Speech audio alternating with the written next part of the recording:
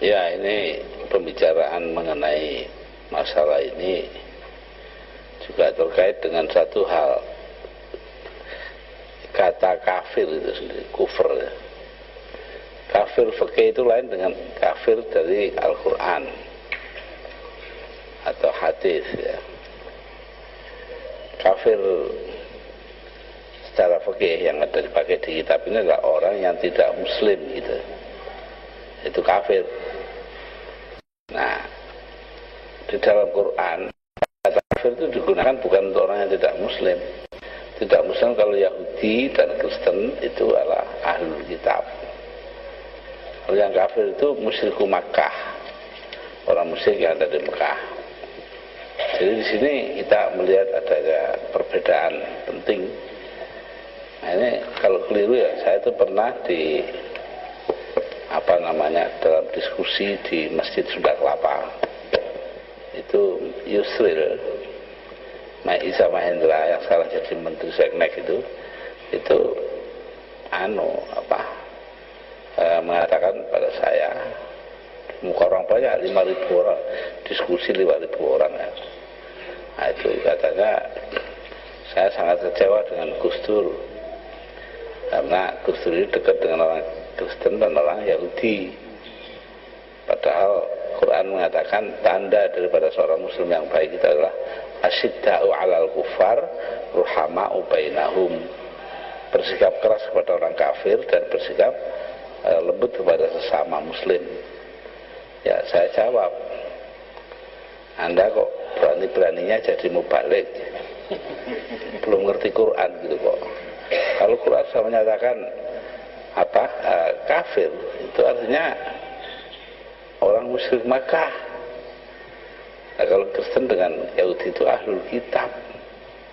Jadi Anda belum ngerti gitu udah marah-marah, udah bersikap cocok nggak cocok, ya bagaimana tabligh Anda kalau caranya begini.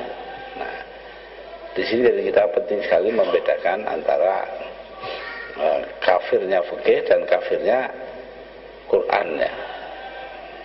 Kafirnya Nabi lah gampangannya, dan kafirnya fikih itu berbeda sama sekali, lain.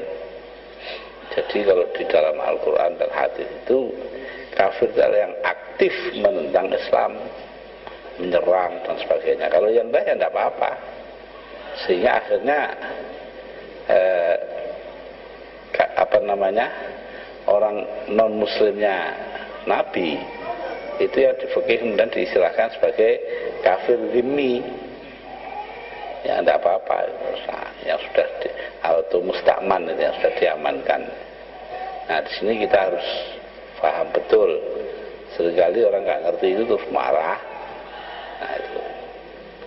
Jadi hendaknya anda semua nanti itu ya memahaminya dengan betul, jangan keliru di sini ya. Kalau keliru nanti bisa berbahaya sekali. Termasuk kekeliruan itu kadang-kadang orang sudah dianggap tahu agama itu keliru. Ambil contoh, Al-Quran mengatakan Bismillahirrahmanirrahim, wa may yabtaghi ghairal islami dinan fala yuqbala minhu wa huwa fil akhirati minal khasirin. Ya, orang yang mengambil selain Islam sebagai agama, jadi non muslim, itu fala yuqbala minhu, tidak akan diterima di akhirat. Dia tidak akan diterima amalnya oleh Allah. Bahwa fil akhirat minal khasirin, di akhirat dia orang yang merugi. Nah, ini artinya apa? Artinya tidak diterima itu apanya gitu loh. Yang tidak diterima itu amal solehnya.